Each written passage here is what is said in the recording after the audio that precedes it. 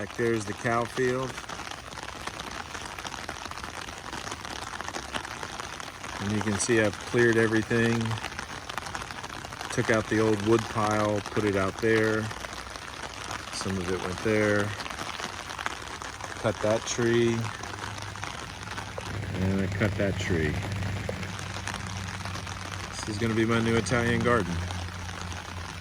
First rows here. There will be an additional row behind that row, and it'll be identical. So every spot, every angle will look the same.